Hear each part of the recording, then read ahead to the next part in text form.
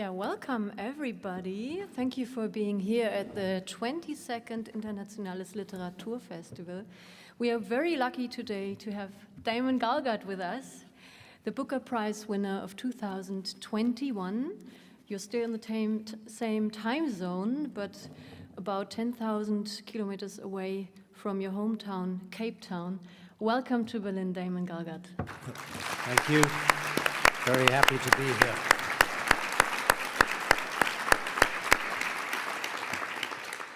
And a warm welcome also to Frank Arnold, the famous speaker. Many of you might recognize his voice, for he has spoken many audiobooks and was awarded the Deutscher Hörbuchpreis in 2014. Welcome, Frank Arnold.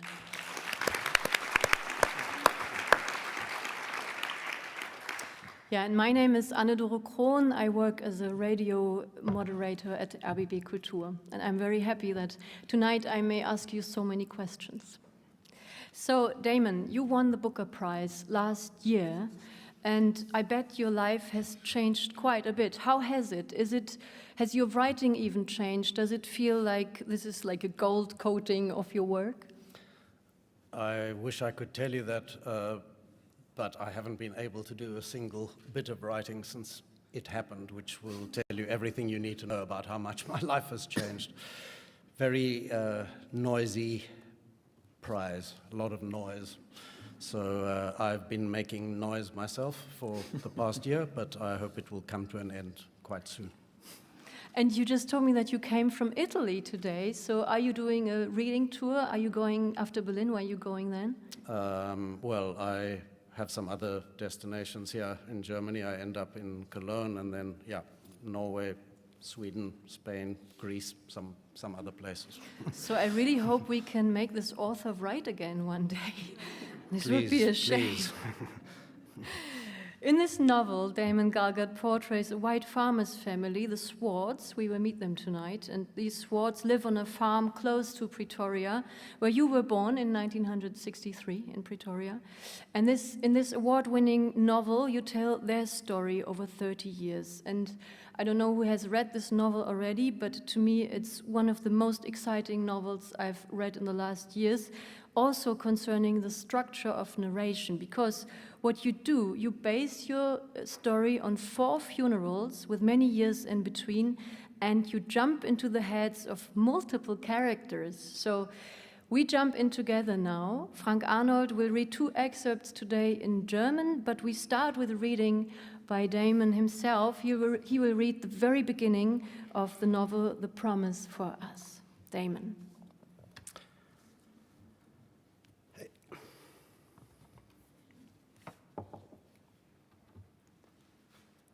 The moment the metal box speaks her name, Amor knows it's happened.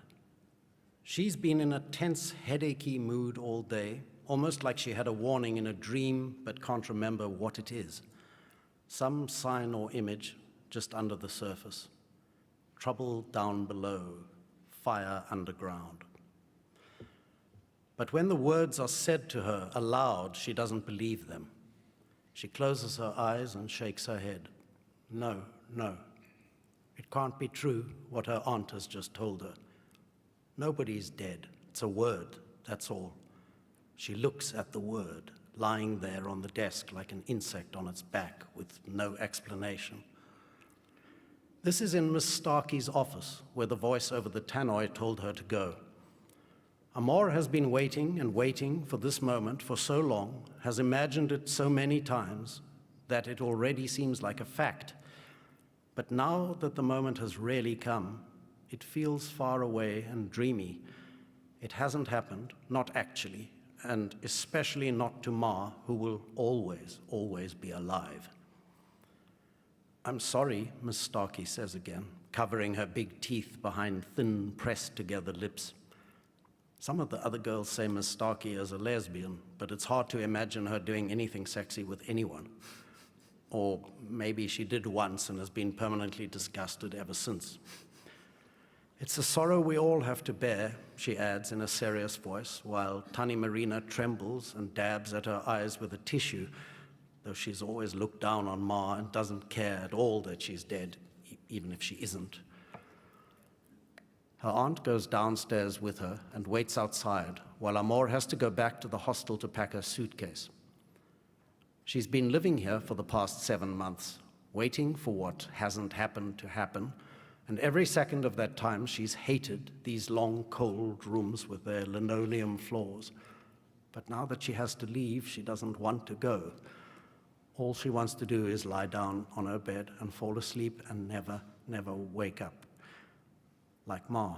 No, not like Ma, because Ma is not asleep. Slowly, she puts her clothes into the suitcase and then carries it down to the front of the main school building, where her aunt is standing, looking into the fish pond. "That's a big fat one," she says, pointing into the depths. "Have you ever seen such a big goldfish?" And Amor says that she hasn't, even though she can't see which fish her aunt is pointing at, and none of it is real anyway. When she gets into the Cressida, that isn't real either, and as they float down the winding school drive, the view from the window is a dream. The jacarandas are all in bloom, and the bright purple blossoms are gaudy and strange. Her own voice sounds echoey, as if somebody else is speaking, when they get to the main gate and turn right instead of left, and she hears herself ask where they are going. "To my house," her aunt says, "to get Uncle Oki. I had to rush out last night when it happened."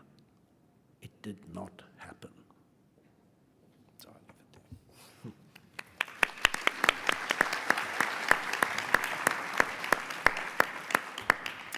Thank you very much. In this first scene, we meet Amor. She's the youngest child of 3. In this first scene, she's 13 years old. Her mother has just died, and this is only the first of 4 funerals that we will attend throughout the novel. I already mentioned that.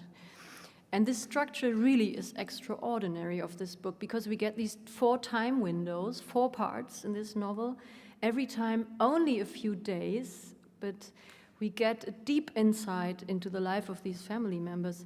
How, Damon, did you find to that structure? Yeah, in fact, the structure was the idea for the book, because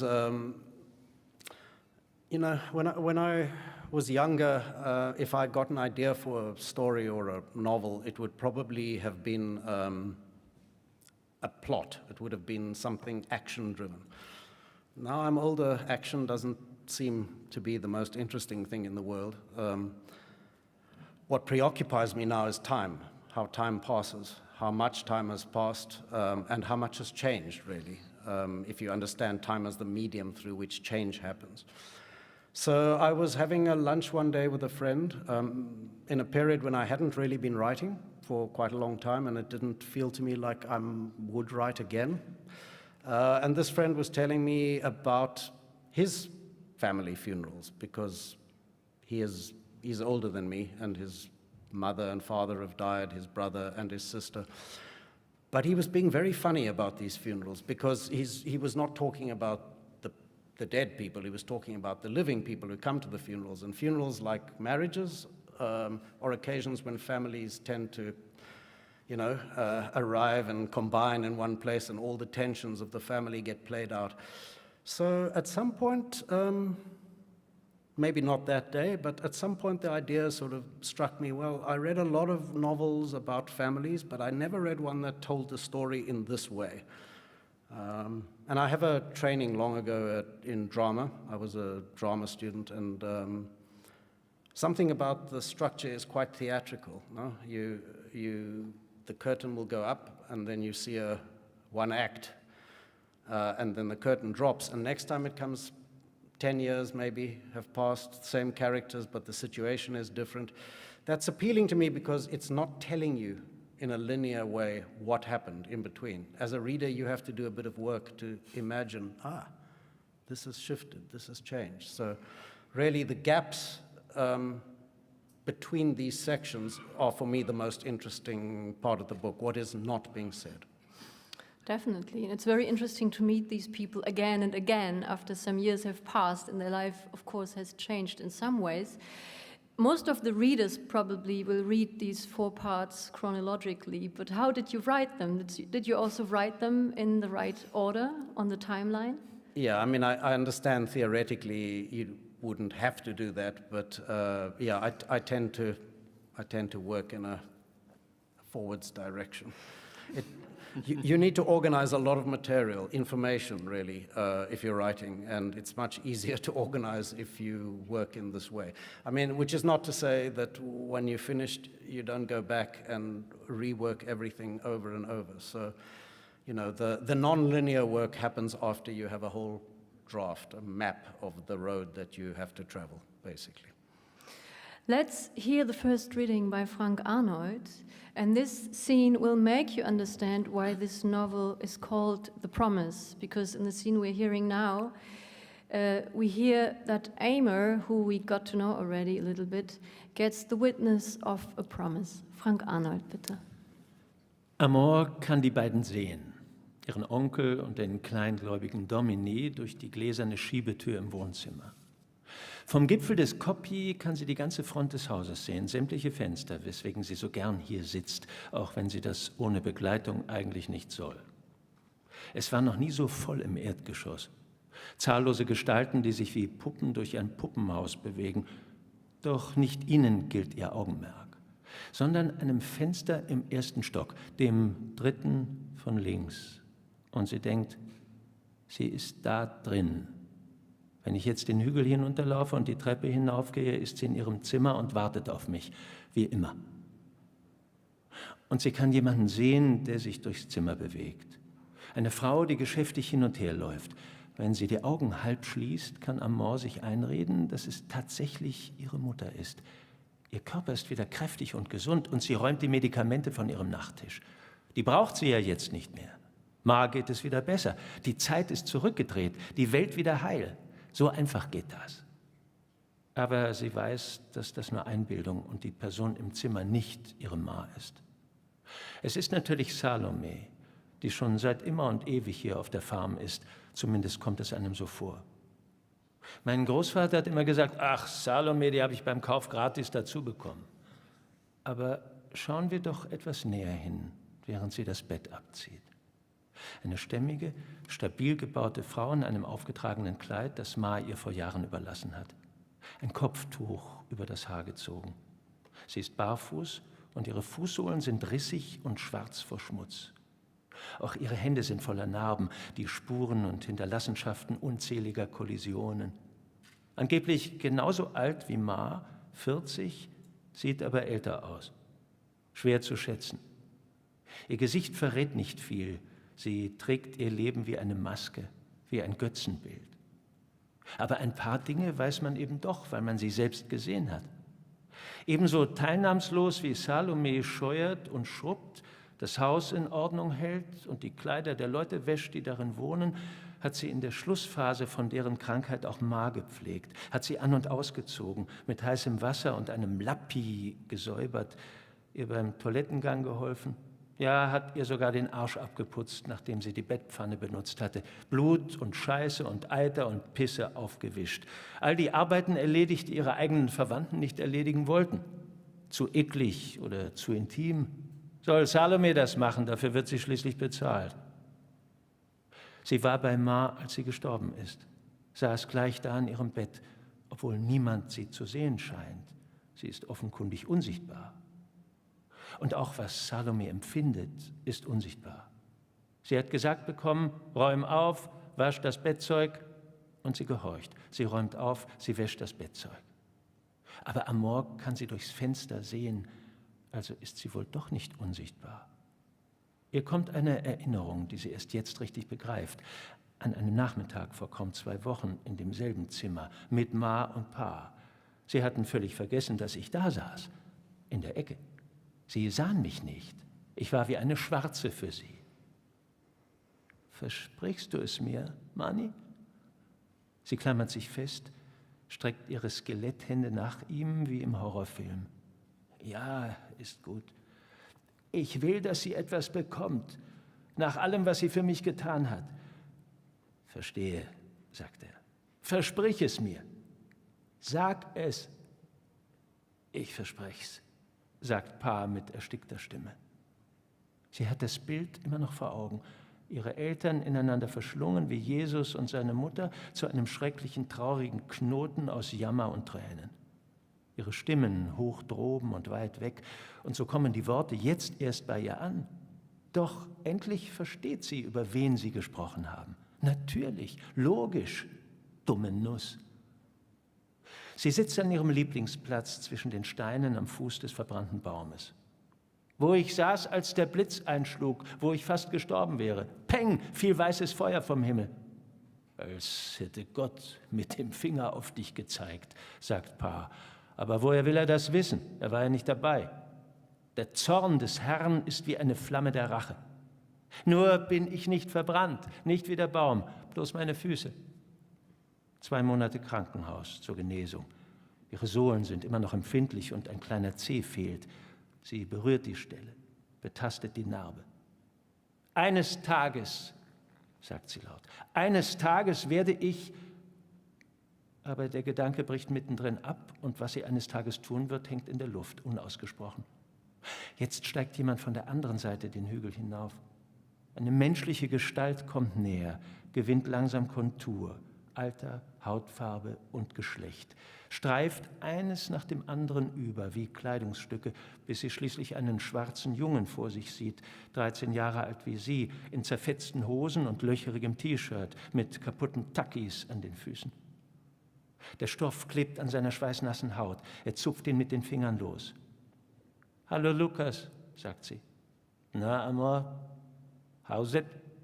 Wie läuft's?« Erst muss er mit seinem Stock einmal auf die Erde schlagen. Dann setzt er sich auf einen Stein. Nicht das erste Mal, dass sie sich hier oben begegnen. Kinder, die bald keine Kinder mehr sein werden. »Das mit deiner Mami tut mir leid«, sagt er. Fast fängt sie schon wieder an zu weinen, tut es dann aber doch nicht. Wenn er das Wort sagt, geht es in Ordnung, denn Lukas' Vater ist auch tot, verunglückt in einer Goldmine bei Johannesburg, als Lukas noch ganz klein war. Irgendetwas verbindet die beiden. Die Erinnerung von vorhin sprudelt beinahe aus ihr heraus. Sie muss ihm unbedingt davon erzählen. »Es gehört jetzt euch das Haus«, sagt sie. Er sieht sie an, verständnislos. »Meine Mutter hat meinem Vater das Versprechen abgenommen, es deiner Mutter zu schenken. Und ein Christ steht zu seinem Wort.« Er blickt den Hügel hinab zur anderen Seite, wo er wohnt, in dem windschiefen kleinen Haus. Das Lombard-Haus, wie es alle nennen. Dabei ist die alte Mrs. Lombard schon vor Jahren gestorben, lange bevor Amors Großvater es gekauft hat, damit diese indische Familie nicht dort einziehen konnte und stattdessen Salome darin hat wohnen lassen. Manche Namen bleiben hängen, andere nicht. Unser Haus? Es gehört jetzt euch. Er blinzelt, nach wie vor verwirrt. Es war immer schon ihr Haus. Er ist dort geboren, er schläft dort. Wovon redet das weiße Mädchen? Gelangweilt spuckt er auf die Erde und steht auf. Sie sieht, wie lang und kräftig seine Beine geworden sind, die drahtigen Haare an seinen Schenkeln. Riechen kann sie ihn auch, den Gestank von Schweiß. All das ist neu, aber vielleicht sieht sie ihn auch noch neu, mit frischen Augen, und schon schämt sie sich, noch bevor sie merkt, dass er sie anstarrt. »Was?«, sagt sie und beugt sich vor, die Arme auf den Knien. »Nichts.« Er springt auf ihren Stein, hockt sich neben sie. Sein nacktes Bein dicht an ihrem. Sie spürt die Wärme und die pieksenden Haare, zieht das Knie weg. »Ugh«, macht sie. »Wäschst du dich eigentlich nie?« Eilig steht er auf und springt auf den anderen Stein zurück. Jetzt tut es ihr leid, dass sie ihn verjagt hat, aber sie weiß nicht, was sie sagen soll. Er hebt seinen Stock auf und schlägt damit ein paar Mal auf den Boden. »Na denn«, sagt er. »Okay.« Er geht den Hügel wieder hinunter, denselben Weg, den er gekommen ist, drischt mit dem Stock auf die weißen Gräserspitzen ein, bohrt ihn in Termitenhügel. Beweis der Welt, dass es ihn gibt.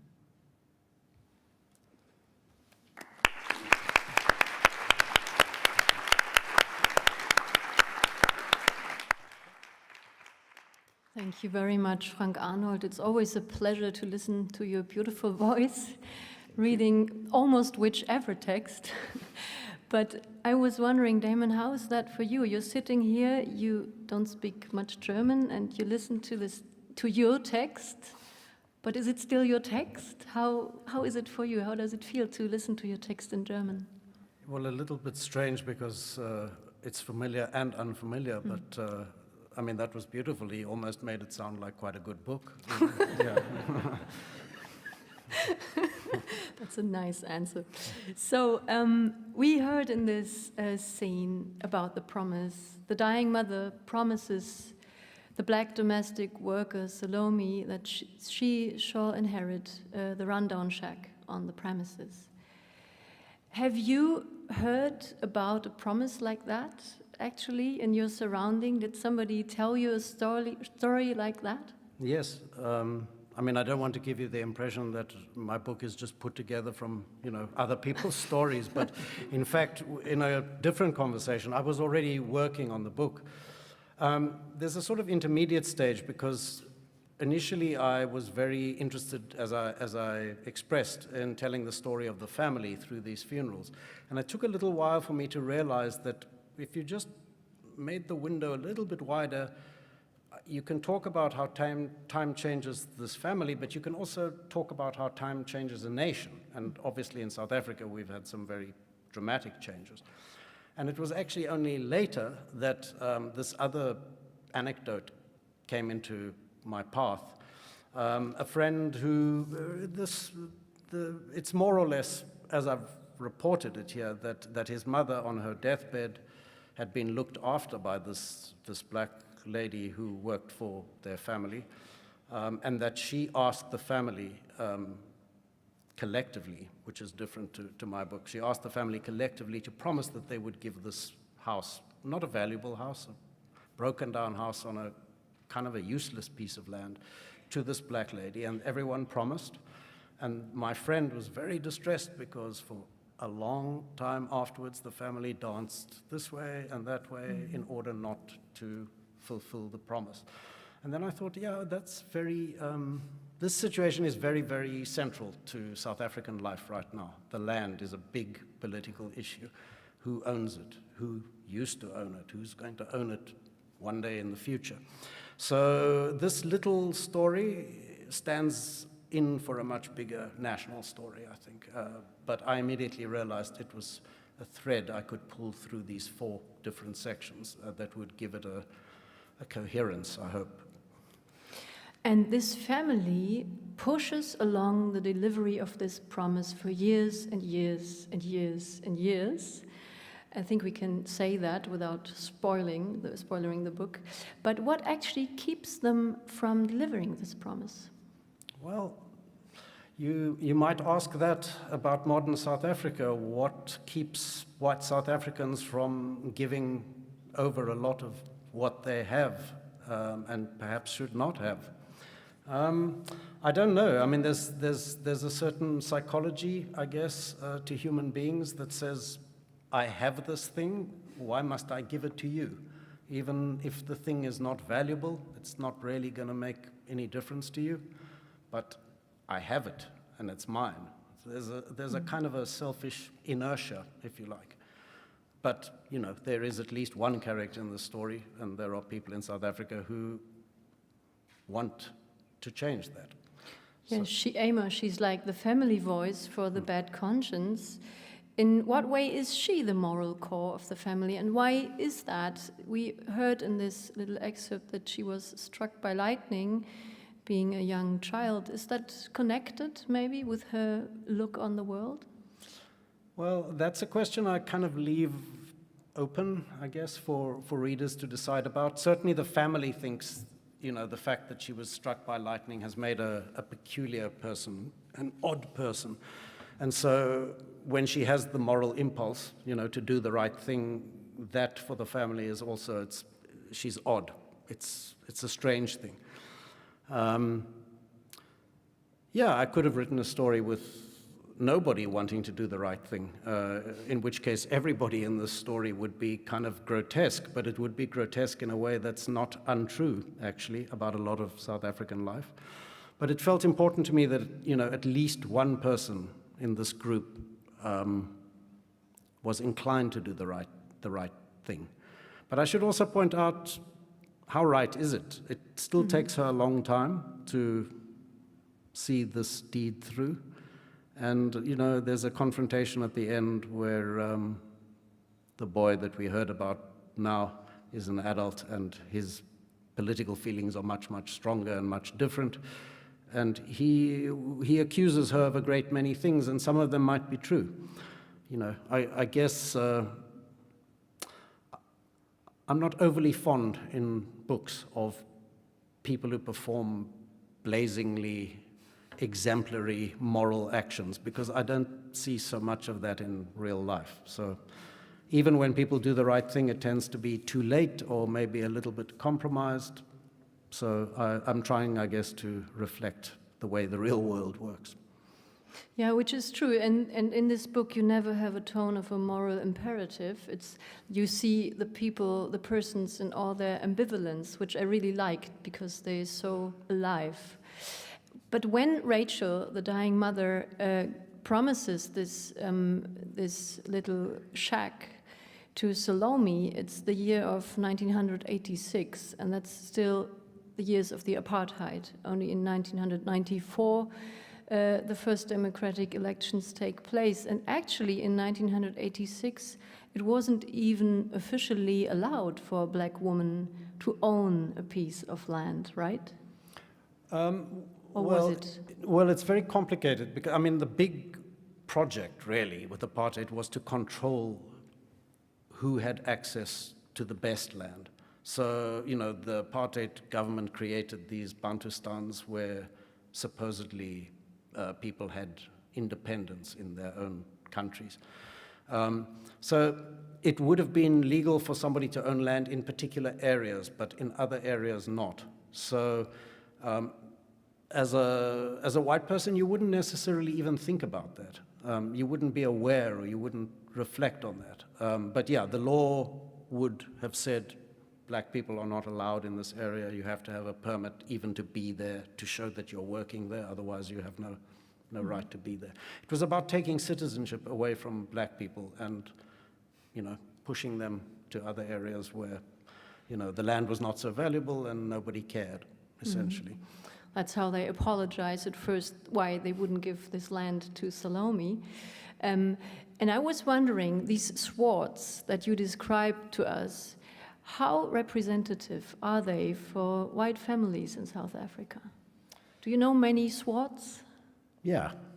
Many people like the Swarts. Yeah, I mean, they're not, I should be clear, this is not my family, but they're not unlike my family.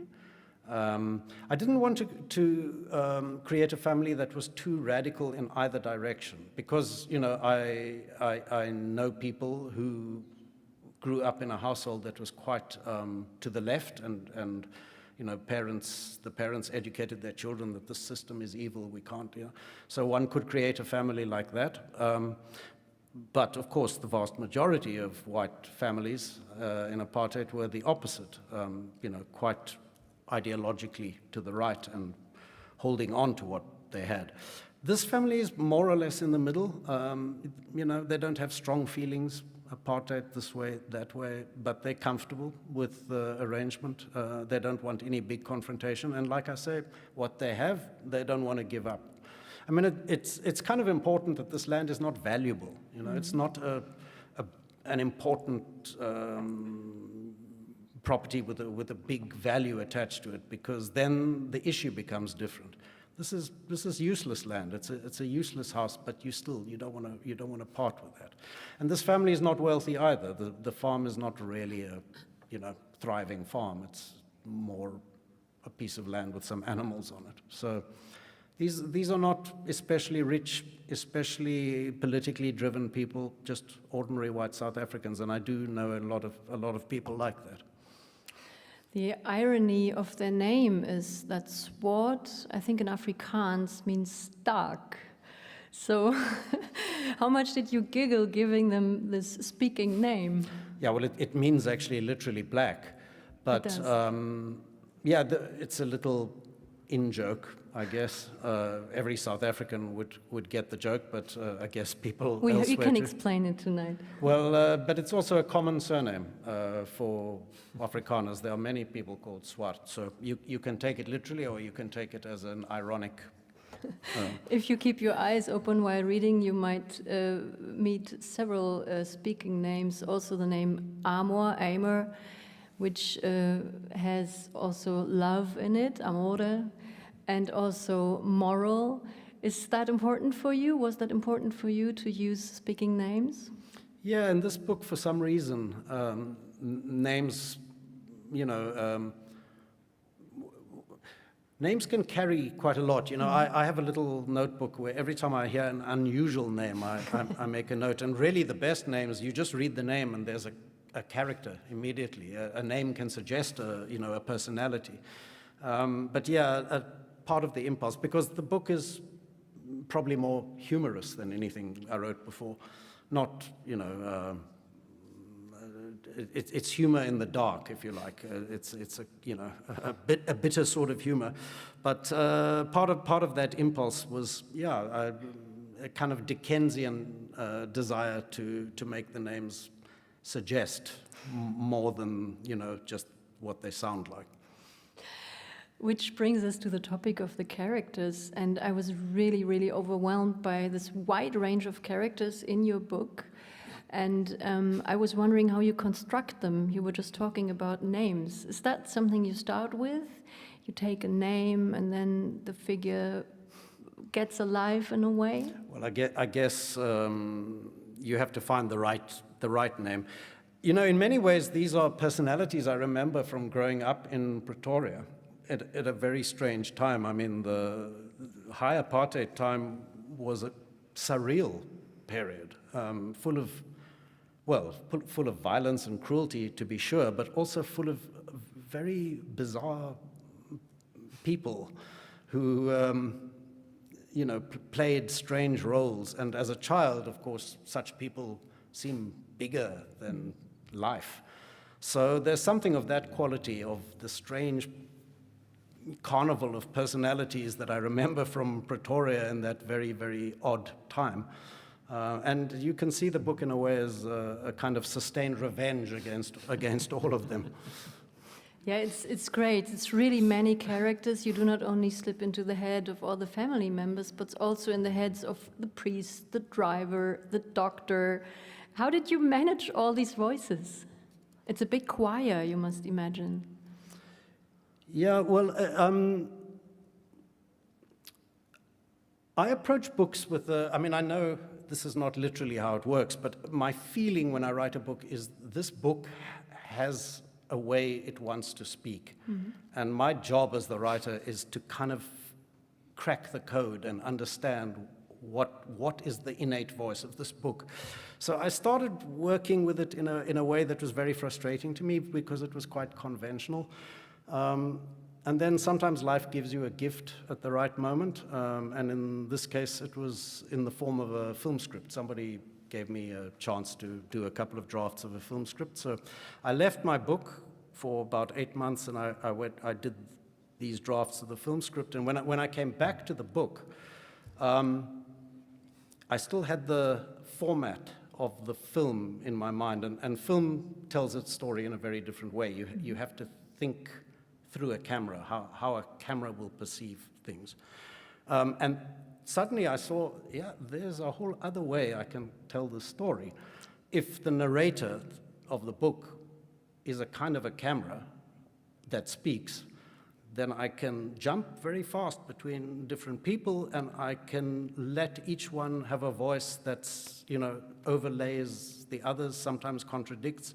And that was exciting for me because it's how I experience South Africa. We are not a country that speaks with one voice, not at all. We are a choir, and not a very harmonious choir. So this for me was a kind of moment where the book revealed how it wanted to speak. That's interesting because I wrote down it's a patchwork narrator, but now you tell me it's a camera narrator. That's great. And with many voices, you don't mean the 11 languages that are spoken. You mean all these multiple perspectives in your country. Yes, and I'm only capturing a very small slice of these multiple perspectives, but I hope suggesting that there are many, many more. And of course, one of the voices is not of the character, it's of the narrator, who might not even be human. Sometimes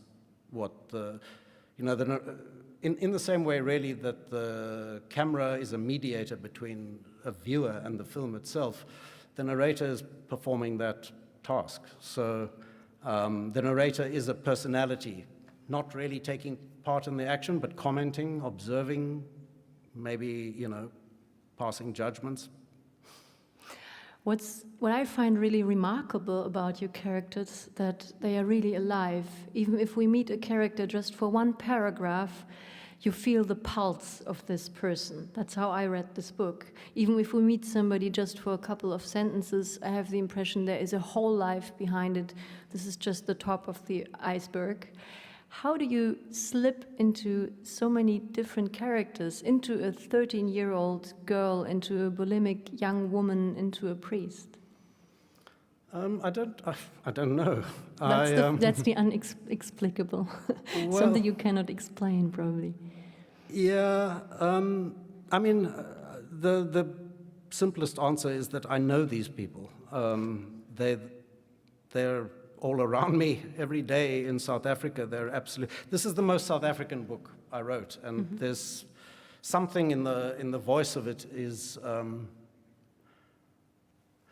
there are not a lot of advantages to getting old, but one of the great pleasures is that you don't care so much what other people think about you anymore. And, the release that comes with that is personal, of course, but it's also stylistic. You can use style to hide yourself as much as to expose yourself. And there was a great pleasure in this book to say, well, I am South African. My whole life writing, I'm always thinking about European readers and how I must explain my country to them. This time I thought, I'm not going to explain. I'm just going to speak like a South African speaks, and other people can try to understand in whatever way they like. So, there was something of that. And these characters are all South Africans that I've grown up with, that I speak to, that I mix with. I don't have to reach far to find them.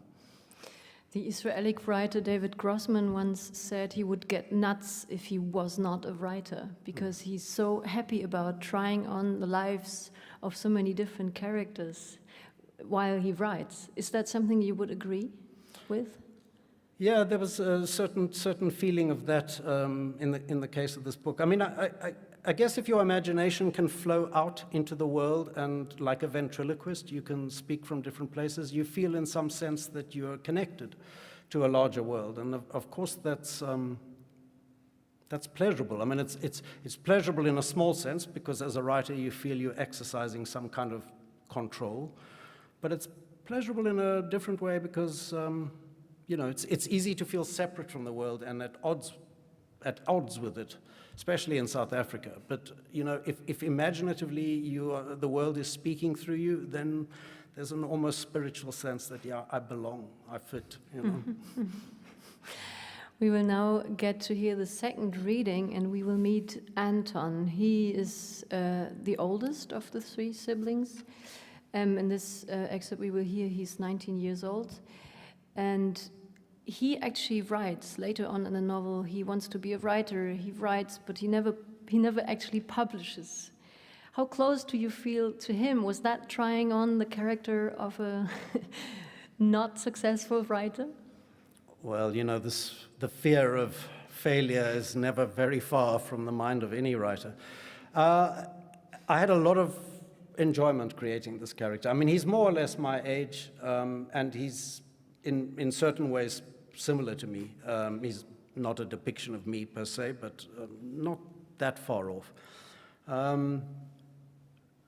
But he's somebody who is very, very self-aware, but also very, very internally conflicted. And people who are in conflict with themselves make for very interesting characters, much more than people who are very sure of their convictions. Let's meet him, Frank Arnold. In diesem Augenblick steigt er auf einem Militärstützpunkt südlich von Johannesburg aus einem Buffel in brauner Armeeuniform und mit einem Gewehr über der Schulter. Mit dem Gewehr hat er gestern Morgen in Katlehong eine Frau erschossen, was er niemals für möglich gehalten hätte. Und in Gedanken hat er seitdem wenig anderes getan, als diesen Moment ebenso fassungslos wie verzweifelt immer wieder zu durchleben. Swart? Ja, Koppel. Der Kaplan will Sie sehen. Der Kaplan? Er hat mit dem Kaplan noch nie ein Wort gewechselt. Das kann eigentlich nur bedeuten, denkt er, dass der Mann weiß, was er getan hat und mit ihm darüber reden will. Seine Sünde hat sich irgendwie übertragen. Er hat ein Leben genommen und dafür muss er büßen. Aber das wollte ich doch gar nicht. Aber Sie haben es getan. Sie warf einen Stein. Sie bückte sich danach und da packte ihn eine Wut, mindestens ebenso heftig wie die ihre.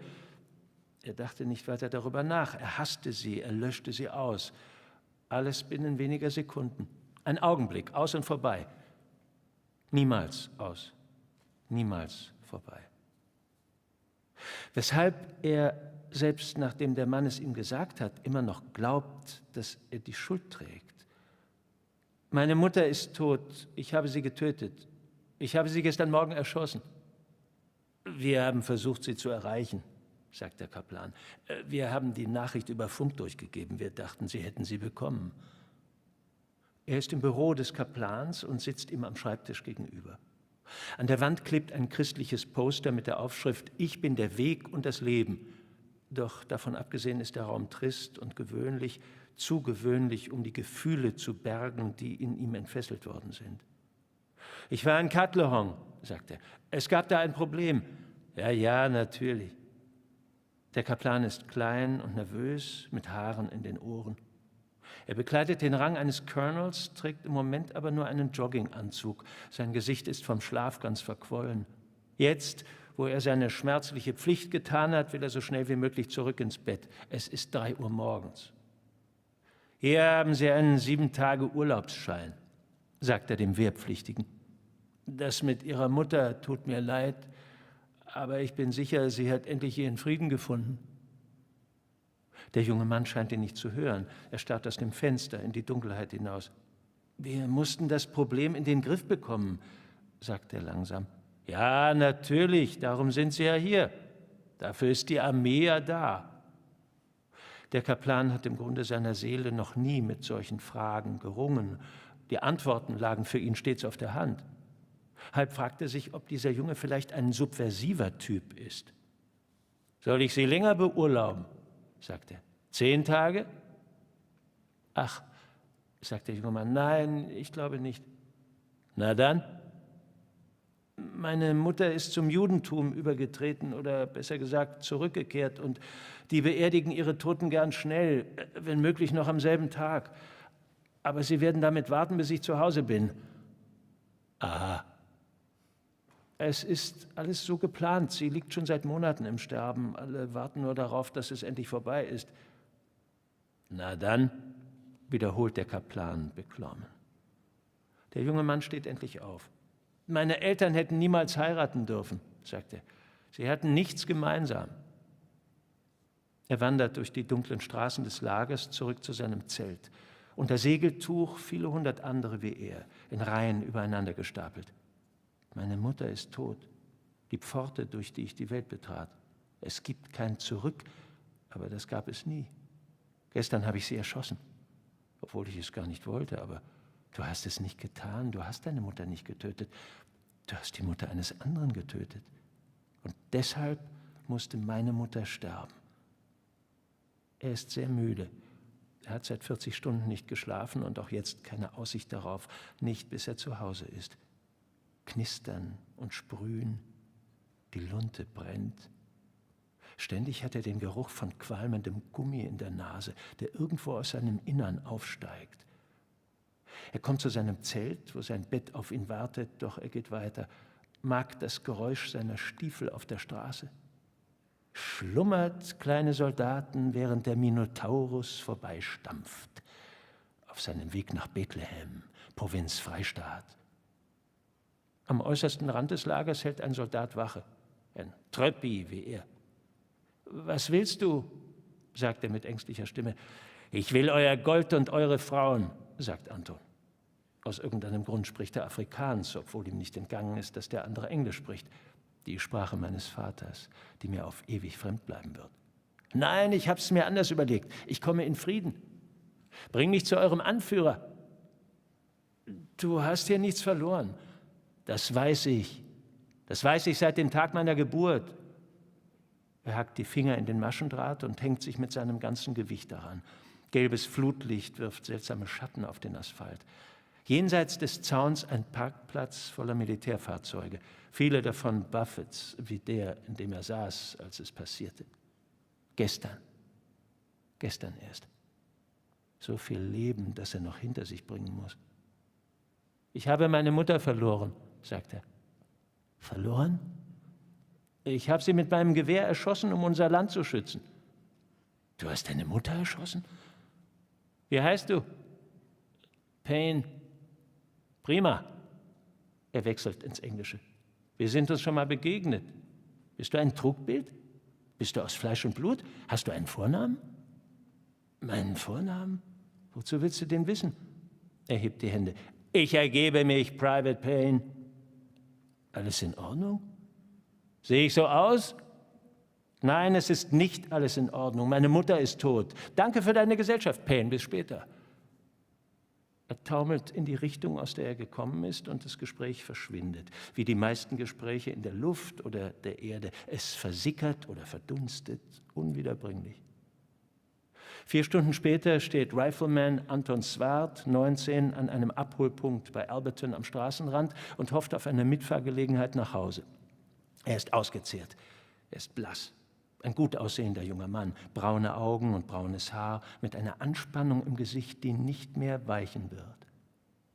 Er ruft von einer Telefonzelle in Pretoria aus auf der Farm an, morgens um 8:30. Pa nimmt ab, er klingt benommen, er kennt Antons Stimme nicht. Wer ist da? Ich bin's, dein Sohn und Erbe. Kannst du Lexington schicken? Er lungert vor dem Staatstheater herum, unweit der Stridom-Büste, bis der Wagen um die Ecke biegt. Du kommst im Triumph, du kommst im Frohlocken, sagt er, als er einsteigt. Ein alter Scherz, der sich auf die Automarke bezieht. Das einzige Auto, das Lexington fahren darf, obwohl die Familie ihn jede Woche zu zahlreichen Botengängen in die Stadt schickt. Lexington, geh einkaufen, hol meine Gardinen aus der Reinigung. Bring das zu Madame Marina. Lexington, hol Anton in Pretoria ab. Das mit Mrs. Rachel tut mir sehr leid. Danke, Lexington. Er starrt aus dem Fenster auf die weißen Menschentrauben auf dem Gehsteig. Eine Stadt voller Schnauzbärte und Uniformen, Buren, Statuen und riesigen, zubetonierten Plätzen. Nach einer Weile fragt er, lebt deine Mutter noch? Ja, sie ist in Soweto. Und dein Vater? Der arbeitete in einer Mine in Cullinan. Das Leben der anderen. Lexington selbst ist eine Hieroglyphe mit seiner Chauffeursmütze und seiner Jacke. Er muss sie tragen, sagt Pa, damit die Polizei sofort erkennt, dass er kein Schelm, kein Krimineller ist, sondern mein Fahrer. Und aus demselben Grund muss Anton auf dem Rücksitz Platz nehmen, damit die Schranken klar ersichtlich sind. Warum fährst du hier entlang, Lexington? Weil es im Township Unruhen gibt. Ihr Vater hat gesagt, ich soll den langen Weg nehmen.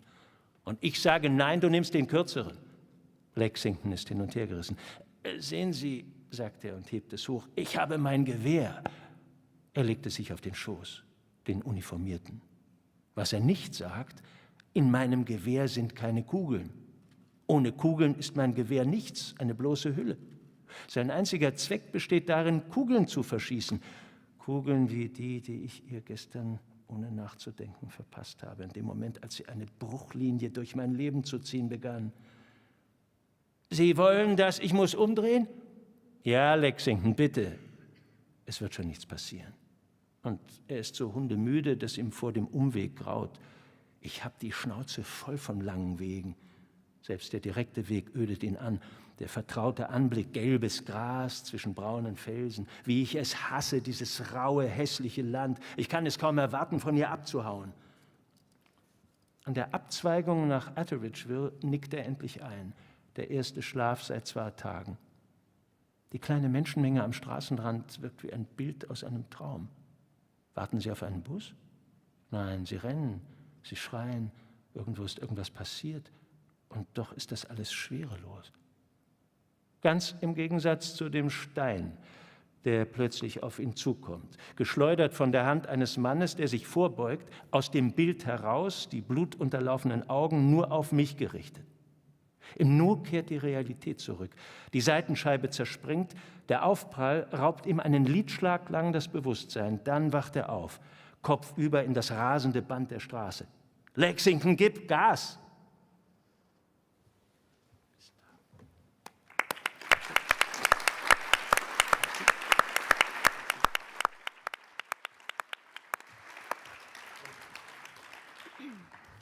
Thank you very much, Frank Arnold. In this section we met Anton, and I found it very interesting how you link his own fate with the fate of his country. We heard these sentences now that he hates his country. Later on he wants to leave, but he never does. And there's this very strong sentence in German, it's, ich habe sie mit meinem Gewehr erschossen, um unser Land zu schützen. In English it's something like, I shot her with my rifle to protect our country. How did you construct this character? Was he for you an example of somebody who's really suffering from the country he has been born into?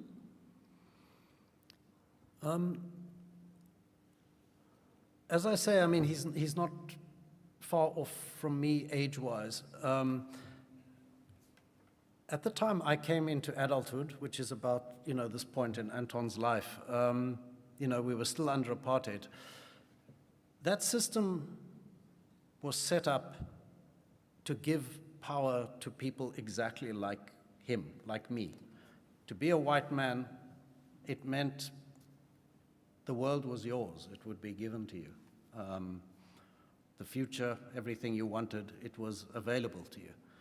So there is a scene a little bit later where he's sitting on the roof of the house and he's thinking about what he wants. He wants to write poems, he wants to lead the nations, he wants to write a novel, and there's a phrase, he wants to eat the world. And that, I guess, was how it felt to be a white man at that point, that you could eat the world. And in a certain way, that what we see over the 30 years that follow is that this power is taken away from him. But even in his most powerful moment here at the beginning, it's not an easy place for him to be, because I guess power, brings guilt, brings, again, conflict, and of course what it's done to him is it's put him in a position where in a completely arbitrary moment he's shot somebody.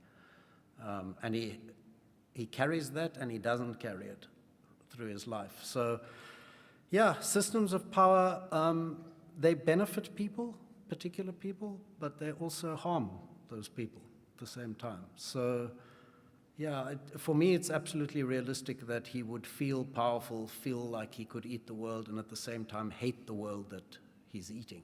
So it's part of the mentality of that time, and probably part of my mentality too.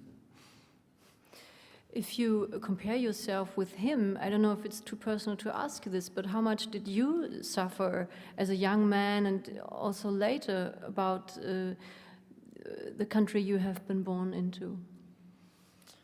Well, listen, it feels a little bit ridiculous to complain as a white person about how much one has suffered in South Africa, because really not at all. But it creates the sort of internal conflict like the one he's feeling, which is, I belong here, I don't belong here, I want this, I don't want it. It was compulsory to do 2 years of military service, as it was called.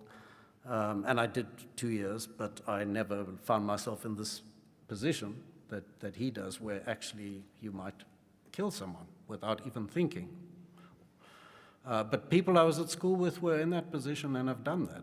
And people I was at school with have died also in the war that happened on the South African border. Landmines or bullets have killed them. So again, I can only say a system that's based on hierarchical power, it brings benefits to some people, but it hurts them too.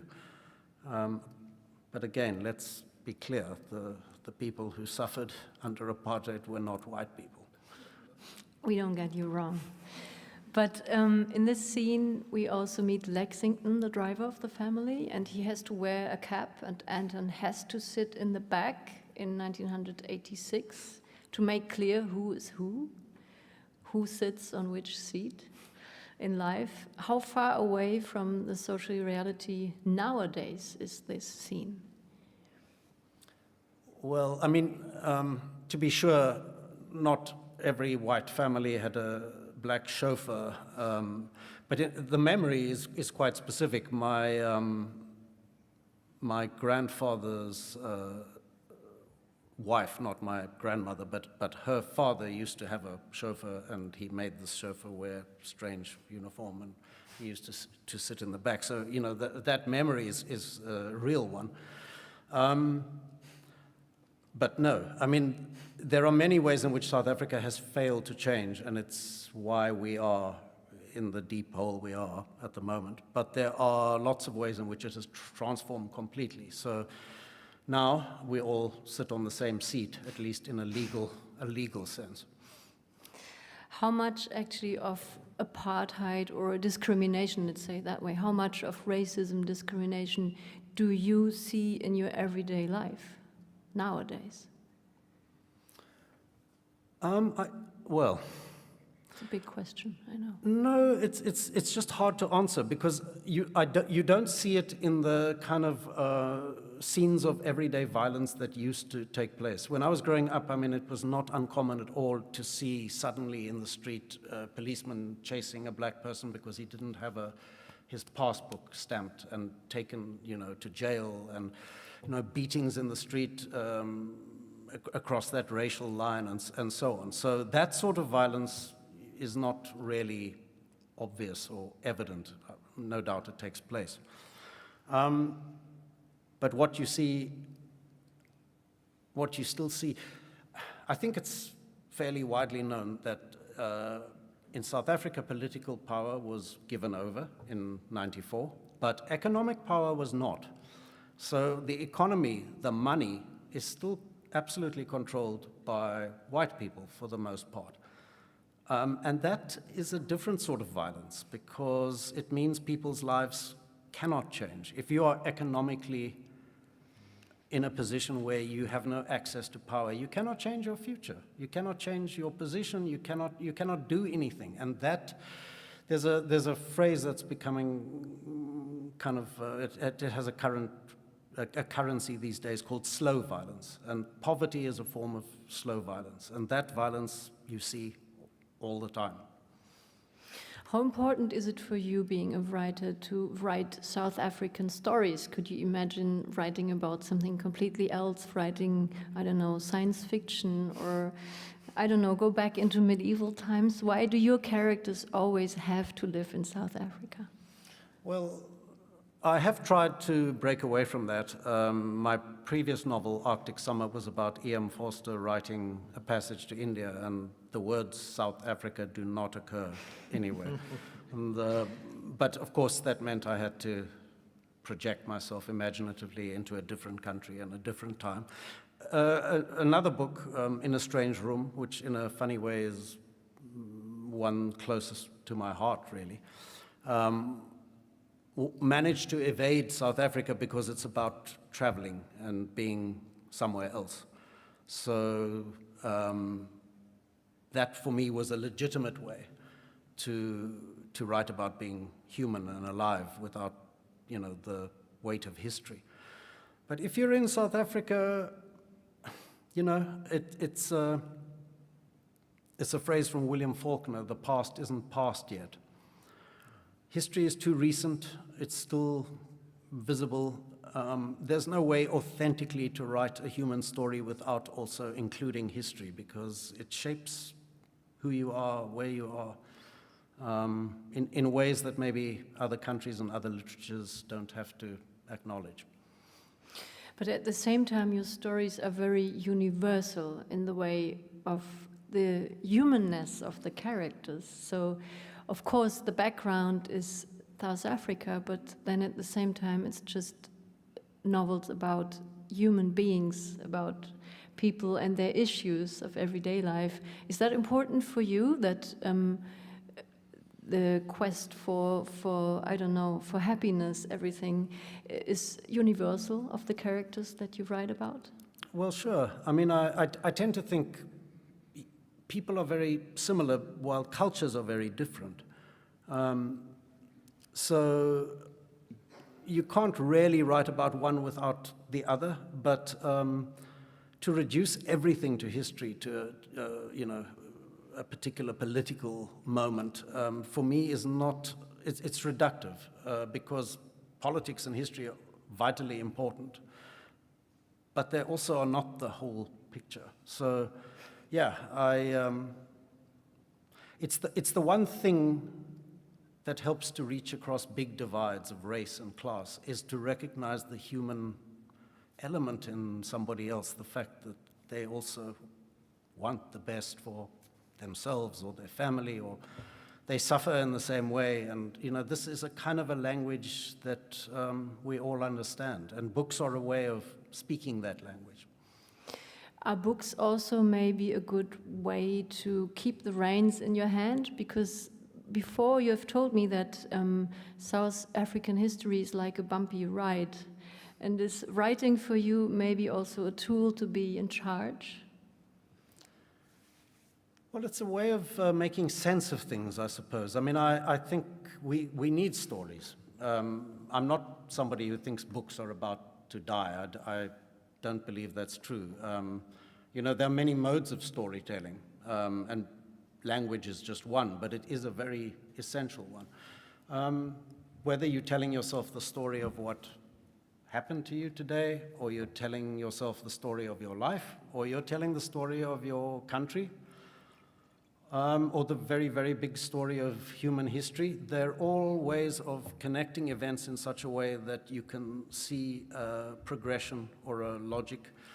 And artificial though it is, it makes us feel that there is an order or a design to what otherwise would just be terrifying chaos. And it's possible, of course, the chaos is really the ultimate truth, but we need the stories in order to get through it. So, yeah, it's important to me like that. In this story, you jump into the heads of so many characters, but you keep a distance from Salome, from the black worker. Why did you refrain from thinking yourself into her shoes? Yeah, I mean, I've been surprised to some extent that this issue has been so contentious, because for me it almost seemed like an obvious choice. This is a book about white South Africans, and the viewpoint, even though it's told by this narrator, the viewpoint is very much that of white South Africa. And it's just a brutal truth about that viewpoint, that white South Africans do not imaginatively engage with the inner lives of their fellow black South Africans. In a certain sense, that was almost vital to the project of apartheid, because if you imaginatively engaged, you put yourself into the lives of the black people around you, it would not be tolerable to keep the system. So in a way, you had to deaden your imagination and not look past that point. So I wanted to convey this myopia, this moral myopia, by not proceeding past the threshold beyond which white South Africans would go in their minds. Not to do it in a way that suggests it's okay, but to make it a problem for the reader, that we want to travel here, but we are not going there. So by the time you come to the end, I would hope for readers there's the feeling this is a map, but there's this big blank place in the middle. Why is that there? And what is inside there?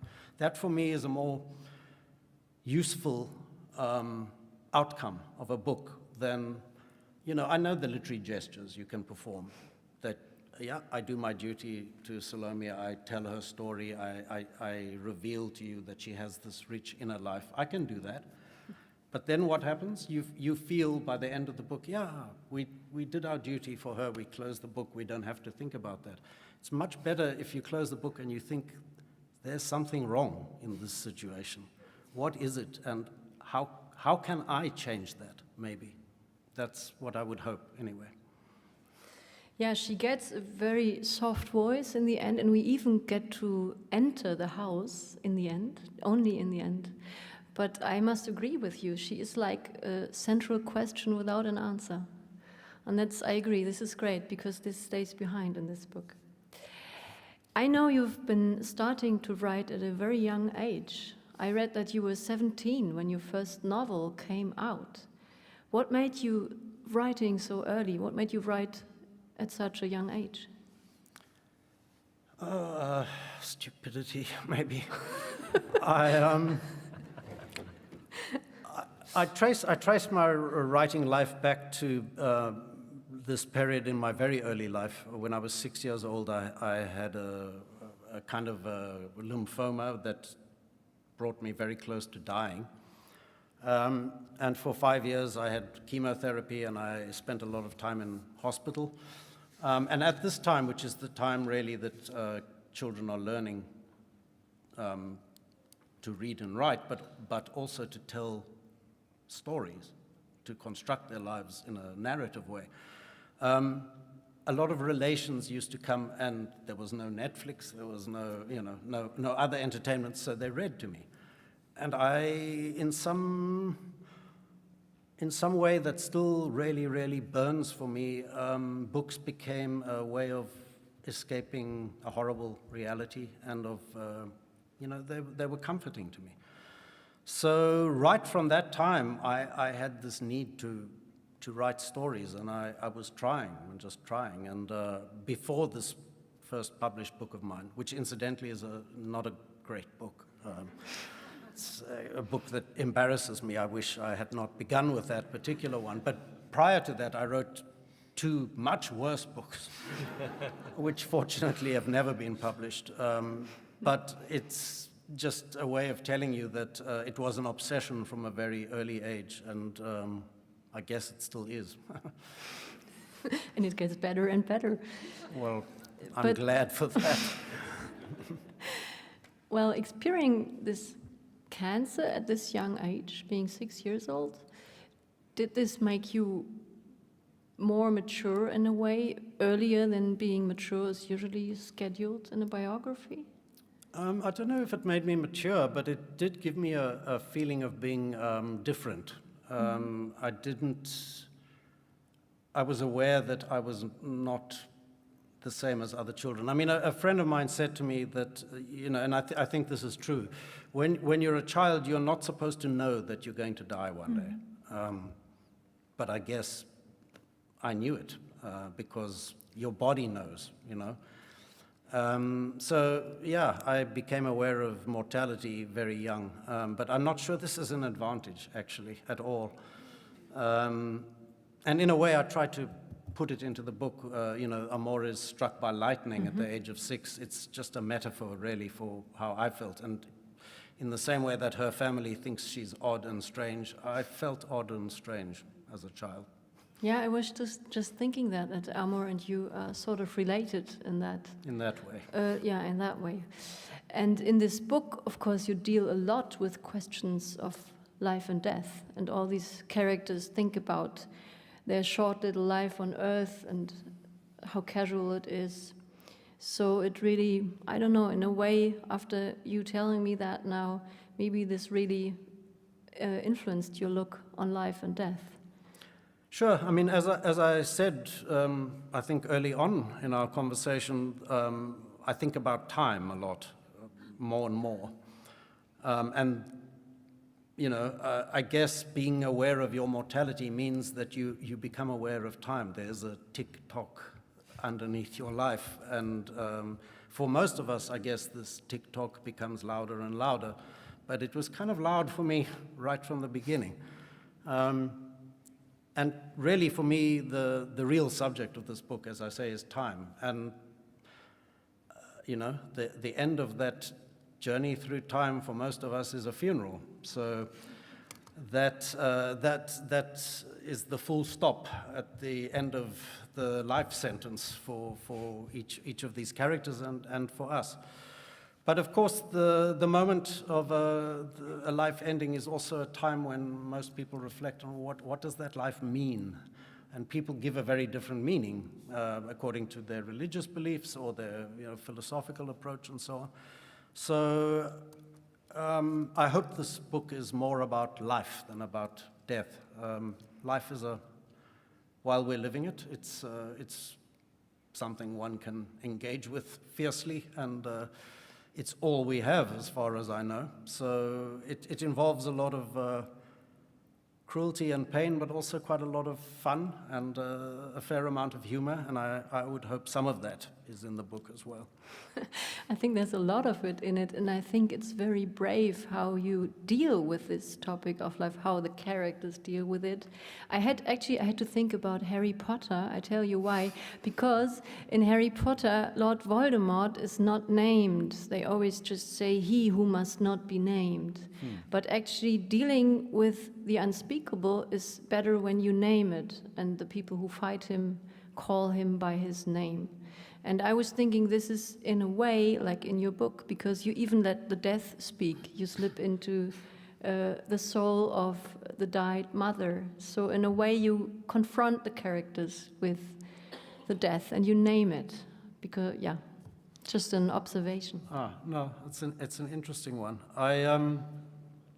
Just to pick up that point about because the book gives a kind of equal weight to various characters who in a more conventional narrative would be, minor or marginal.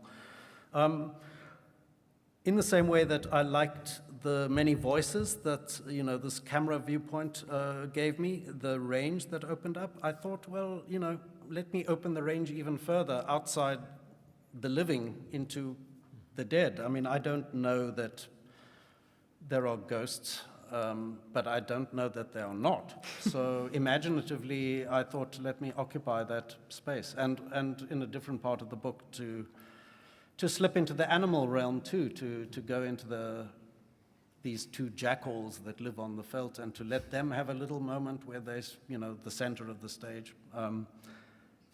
In a different sort of lens, looking at the world, there's no reason why a jackal cannot be, the main character of a book, but maybe would be harder to relate to as a human. But I gave them a moment. But it's just about opening the range of possibilities as far as possible in this very strange world we occupy. And opening the range of perspectives in this book. Unfortunately, time is running away, but maybe someone in the audience would like to ask a question to Damon. We have 2 microphones, I think, to both sides, so I don't see so well, but if you want to ask a question, please raise your arm and we will happily bring you the microphone. And Damon will try to answer your question. There's one, yeah. Okay. Microphone is coming up. Yeah, would you like to start? The microphone is already. There, okay. Thanks very much. Are there any writers that have specifically inspired you in your career as a writer, and who you look up to? I mean. Yeah, quite a few, and the list is quite diverse. So, I could throw out some names, but they don't add up to anything. I mean, Samuel Beckett, Virginia Woolf, William Faulkner, Australian writer Patrick White, Alice Munro. But I like these writers not because they do the same thing, but actually because they do very different things. But in a general way, I would say that the writers the writing I most admire is probably from the modernist period. And I guess there's a reason for that, because it was the time when actually novels were at the center of cultural life. I think they've moved to the edge, but it was the time really where the novel was at its most bold and prepared to push the frontiers as far as possible. So it kind of makes sense that, it's the period of my reading where my imagination sort of pushed as far as possible. So it's a pity for me that books generally have much smaller ambitions these days, but I guess it's in keeping with their position culturally. Thank you. Hi. Hi. First of all, thanks awfully for coming. I wanted to tease you a bit about a joke you made once or twice in a self-deprecating way about the quality of the promise, once in reference to Frank Arnold's reading, and I just wanted to ask you about how you feel about this particular novel now, right here. I imagine one goes through many stages during the writing process. Sometimes you hate it, sometimes you're breaking records. And now you're on this book tour and talking about it maybe sometimes more than you would like to. And so, yeah, I just wanted to know how you feel about the novel today, maybe inviting you to write your own blurb or something. What did Damon do particularly well in this one? Yeah, it's an interesting question. I'm not sure I can answer it adequately. I mean, you do the best you can when you're writing a book. I mean, you take it as far as you possibly can, while at the same time recognizing your limits, I guess. I mean, with every book I've written, when you start writing, you have this perfect book in your head, and it's never that book. You have to make choices that, give it a shape. Sometimes you have to really take a lot of beating. Sometimes with a book, people get to say whatever they want, and most of that doesn't feel fair. But sometimes I think, one receives criticism, and I felt like, yeah, that's hard, but it's true, because it echoes or chimes with what I know is a limitation, somewhere I couldn't reach past. One's abilities are always human. I guess I haven't really had time with this book to settle into that. It's as I said, a very noisy prize. There's been a lot of noise, but as with every other book, there are things I would have liked to do with it and just didn't have the power. So those will come into clearer focus. At this point, I guess it's just it happens to be the book that had the biggest success, and for that reason, it will probably always occupy a certain place in my mind. But the more human failures that define it will probably only come to me later. But sorry, I can't answer the question more fully than that. But thank you. It's a good question. Any more questions from the audience? There's another hand.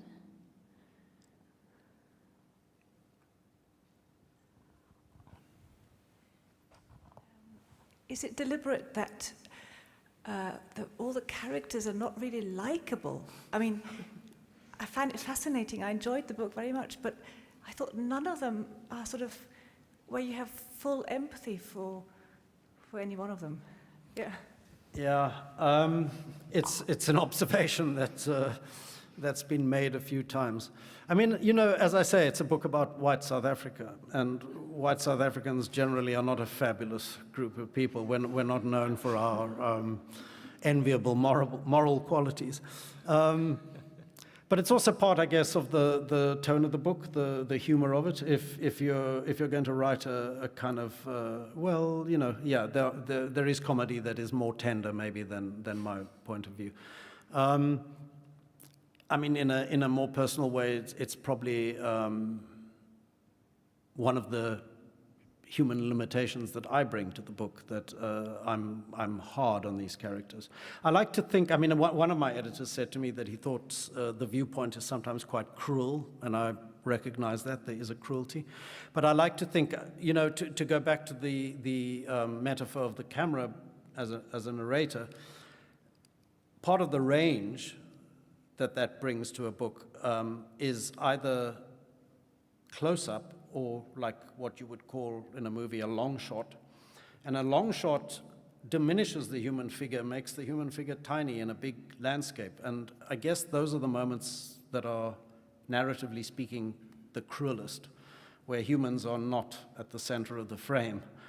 But I like to think I make up for that at other moments, because where the viewpoint moves in very close for a close-up, sometimes the voice of the book actually goes into the mind of the character and into the first-person voice. So for me, those are the warmest moments of the book, and when you allow a character's inner thoughts to speak, well, there is a certain tenderness in that. You know, I've been one of many people who got into watching Succession. It is Succession, no. Anyway, there are several streaming series that feature characters, all of them absolutely unlikable, right? But it can still be compelling. And what people often don't want to admit is, even if a character is really kind of awful, in some way you relate to them. So that's a sort of a game I like to play, that, yeah, these are really awful people, but maybe it's you, you know. I don't mean you particularly. I'm sure you're a lovely person. Any more questions? I see another hand there in the middle. Could you hand over the microphone, please? Oh, there, sorry. Hi. Hi. Yeah, I haven't read the novel yet. I have it in my bag, and I look forward to reading it. And I'm not particularly familiar with South Africa. And I'm struck by how you keep mentioning that it's white South Africa that you write about, and what you said about why you can't, or why you decided against trying to give Salome that voice, although you could have as a writer. So if, when I finish the novel, I still have a lot of questions and don't know how to fill that middle bit, what would you recommend I turn to know more about the non-white South Africa in literature today? Do you have anything you could recommend? I mean, you know, it's a feature of a society as fragmented and polarized as mine, that multiple stories, as I say, are really the order of the day. I mean, we don't speak with one voice, but, you know, there are lots of, there's quite a lot now of memoir writing and biography, autobiography rather, coming out. So there are any number of those you could really turn to. But each one will be telling a story and not the story. I mean, there is no big story. I'll tell you as an inside tip, because it's about a book that hasn't yet appeared, but it's the book, I read an advance copy recently, and I think it's forthcoming early next year, a book by a South African writer called Johnny Steinberg, which is an account of the Mandela marriage, and it's actually an extraordinary book. So although he's not a black South African, has researched intensively what went into the private lives of the Mandelas. You could do a lot worse than turn to a book like that. It's absolutely heartbreaking, but it shines a strong light. But again, you need really, if you want an authentic inside view, you need to turn to a black writer who's telling his or her own story. There are any number of those. I wouldn't want to single out any particular one. Thank you. There's somebody over Hello. there. I also have a question, a lot of questions in this row. Initially, you said that the innate voice of the book, that's the writer's job to find it. That's very tricky job to do, like what you want to say and how to have a clarity about what the book should say. And secondary job is how to say it, but how to really find that voice. What do you want to say? Can you give us some tips on that? Yeah, I mean, to be clear, you know, I know really the book doesn't have a voice. It's just a useful way to approach it. You know, there are multiple ways, infinite ways maybe, to tell any story. When I say the book has a voice of its own, really, I guess what I'm saying is that I am attracted to this idea because it speaks for me or a particular issue that I'm engaged with at that time, and what is the way that will give fullest expression to that. So it's a different way of articulating a kind of a psychological problem. But, you know, I work with students a lot, writing students, and I guess what's useful is to say, why does this idea appeal to you? Why have you chosen this idea? Because usually you're attracted to an idea for a reason. And in a certain sense, you write a book to find out what that reason is. You don't necessarily know when you begin. But the process of writing the book explains to you why you wanted to write this book. So I would start with that. Why this idea? Often for me, an idea has a kind of an electrical charge. It's got a voltage, and I don't know why. I don't know what the appeal is. But when you start to unpack it and unravel it and see where it goes, it starts to show itself to you in a fuller and fuller way. But you cannot really pull that book together at the end without answering that question for yourself. Okay, what is this about? What is it that I'm expressing that's tied to me in particular? Once you do that, your final draft starts to take a particular shape. I don't know if any of that's useful to you, but maybe. Okay, good. Maybe one or two more questions. There. In the middle.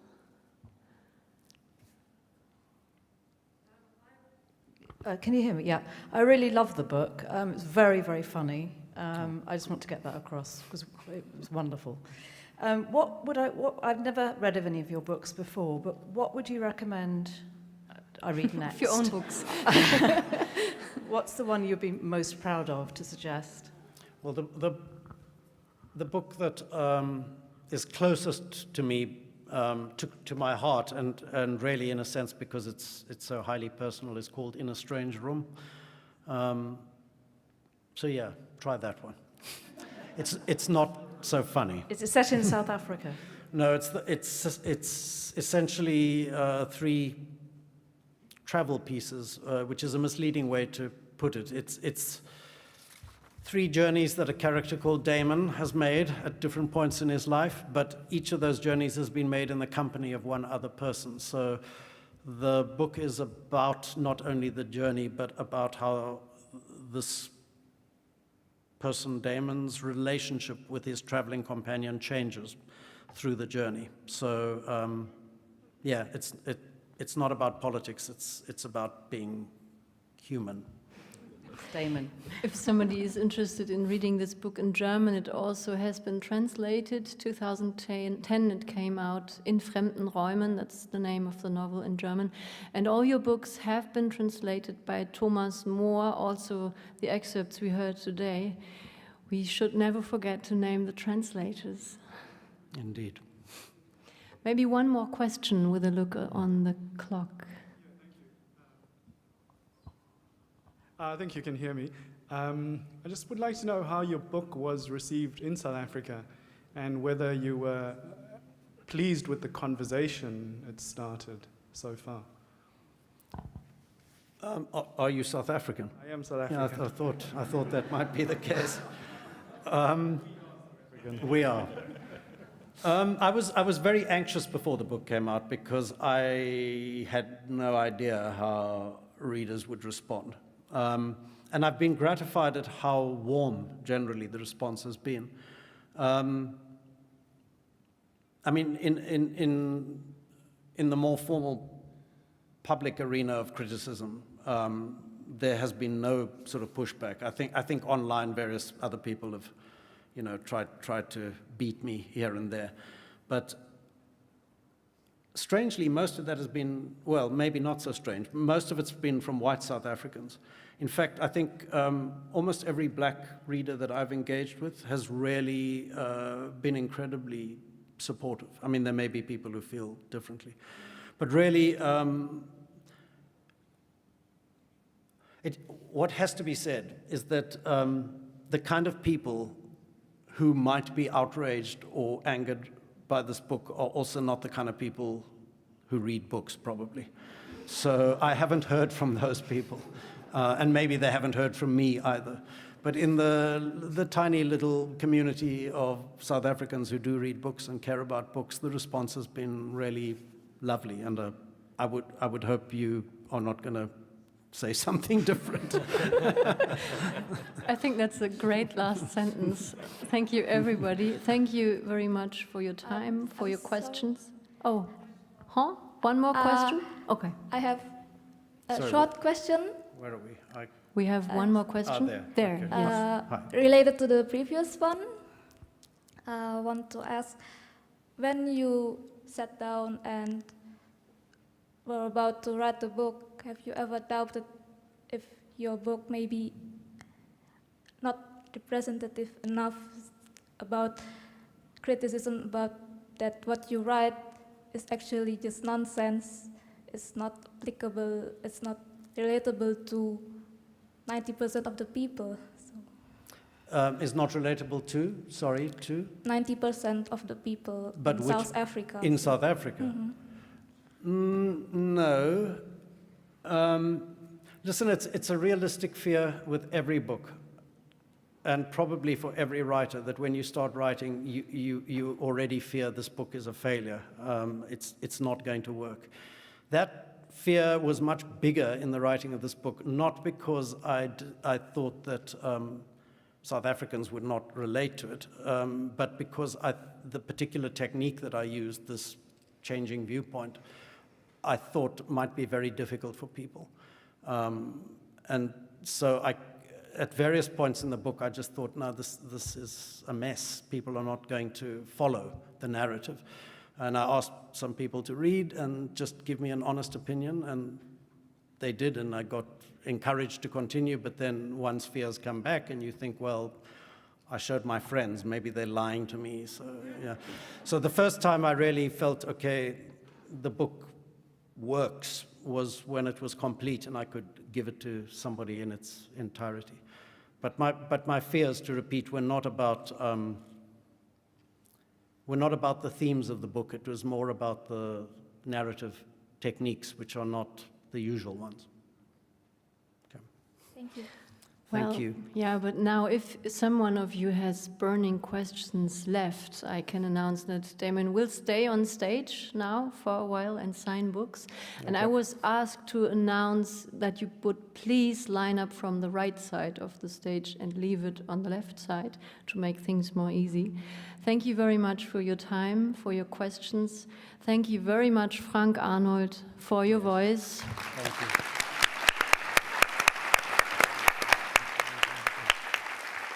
And thank you very much, Damon, for this time. Thank you very much. Thank you, and thank all of you.